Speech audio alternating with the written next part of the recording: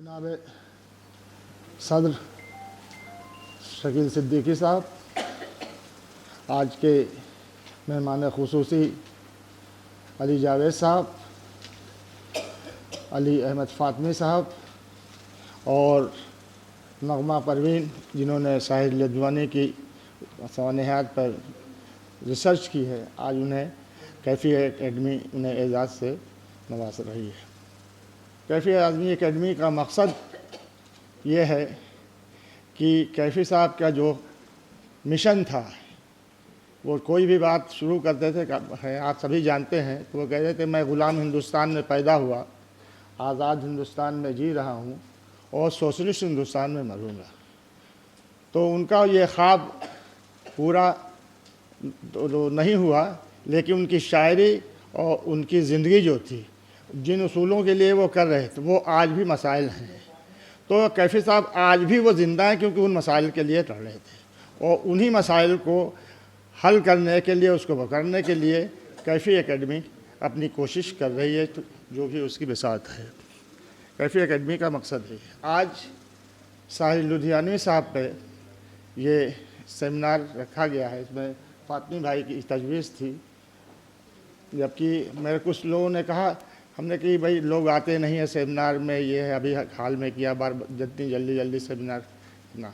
हमने मकसद आने का नहीं, मकसद ये कि साहिर लुधियानी की जो सोच थी, जिसके लिए यह सेमिनार किया, सेमिनार करने का मतलब नहीं 100 साल पूरे हो गए, सारे लोग खड़े उस पर रहे। मकसद सिर्फ है कि अगर उस सोच को चंद लोगों का तक अगर पहुंच गई कि जिस उसूलों के लिए उन्होंने अपनी ज़िंदगी गुजारी, उन्होंने अपने बारे में कम, दूसरों के बारे में ज़्यादा सोचा। पूरी ज़िंदगी जो है, आप देखेंगे कि वो एक रईस ख़ानदान में, एक ज़मींदार ख़ानदान में पैदा हुए 8 मार्च 1921 को, और उनके वालिदैन में कुछ इख्तलाफ की बिना पर वो अलग हो गए, अपनी माँ के साथ रहे और दर्द और गुर्बत के माहौल में उनकी परवरिश हुई। लेकिन उसके बावजूद वो शख्स जो है अपने उसूलों से पर कायम रहा, और वो तलखियाँ जो हैं उनकी नज़मों और गज़लों में आई। उसी हालात में उनके स्कूल के माहौल में ही जो है उनका एक इश्क हुआ, जिसके लिए वो मशहूर हैं। लोग कहते हैं कि इश्क नाकाम रहा है, लेकिन मेरी अपनी ये सोच है कि वो इश्क काम है। इश्क वो कामयाब है जो इसको याद किया जाए। नाकाम होने के बावजूद भी आज प्रीतम कौर को लोग याद कर रहे हैं, इसलिए कि उनका इश्क जो था पाकीज़ा था, समझा? वो पाकीज़ा इश्क था, आप लोगों की तरह से नहीं था, खास तौर से अबूज़र साहब, कि देखना भी तो उन्हें दूर से देखा करना, देखना भी तो उन्हें दूर से देखा करना, शेवे इश्क नहीं हुस्न को रुसवा करना। ये एहतियात थी जिसकी वजह से आज उनका इश्क जिंदा है।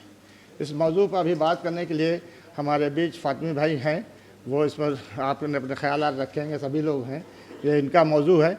लेकिन मैं जिस वजह से मुतासिर था, जिसके बिना पर यह कि उनकी ज़िंदगी में, पूरी ज़िंदगी में चीज़ें, ये चीज़ से सबक आमोज़ है, हमको इससे सबक लेना है, सीखना है, इसलिए ये सेमिनार किया। सेमिनार का एक मकसद है, ये सेमिनार क्यों है, इसलिए नहीं पर्चे पढ़ रहे लाए 4 लोग थे, लेकिन अगर चंद लोग भी उनके उसूलों पर, साहिर लुधियानी के जो उसूल थे जिसकी वजह से साहिर लुधियानी जाने गए, अगर उस पर अमल कर लें तो हमारा सेमिनार का मकसद कामयाब है।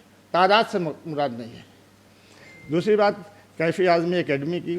कैफ़ी आज़मी एकेडमी के बारे में आप सभी लोग जानते हैं, उसके बारे में ज़्यादा नहीं करना है, लेकिन ये ज़रूर कहना है कि कैफ़ी आज़मी एकेडमी अगर कह रही है कुछ, तो उसको एतराफ़ भी करना चाहिए।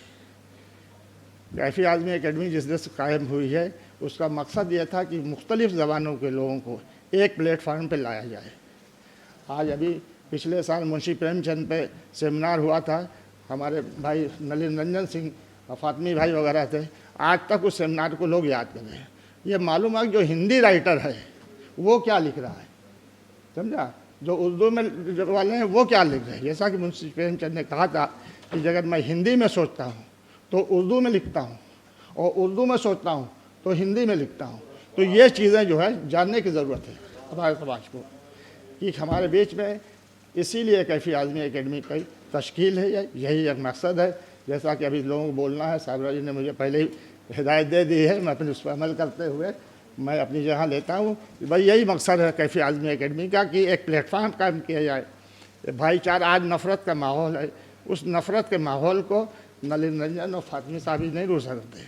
हम सबकी जिम्मेदारी, शुक्ला जी यहाँ बैठे हुए हैं हमारे बीच में, समझे आप, कल आए, अभी हमारे एक इन्होंने दो शेर सुनाए, ये हमारे यहाँ कैंटीन का काम करने के लिए है, लेकिन उसमें प्यार बढ़ गया है। अपनायत जो होती है ख्यालों से होती है, नारों से नहीं होती। जब तक एक दूसरे का ख्याल नहीं, उनको जानेंगे नहीं, उनको समझेंगे नहीं, तब तक आप उनके करीब नहीं। और वो चीज़ तब हो सकती है जो हिंदी में लिखा जा रहा है वो उर्दू वाले जाने, जो उर्दू वाले लिख रहे हैं वही हिंदी वाले जाए। इसीलिए एकेडमी हर साल वर्कशॉप करती है, पंजाबी की, सिंधी की, उर्दू की, तमाम ज़बानों की, और बच्चे आते हैं, पढ़ते हैं, सीखते हैं। लेकिन कभी इसका जो है वही चर्चा है। मैं चाहूँगा कि आप लोग इसमें शरीक हो और इसको आगे बढ़ाएं। शुक्रिया।